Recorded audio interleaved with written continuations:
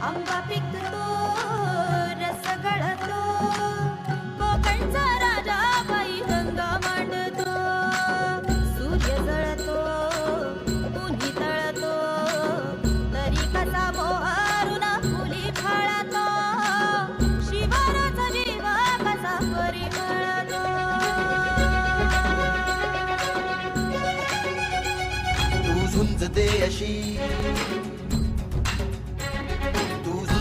अशी पैज घे अशी लाख घाव झेलून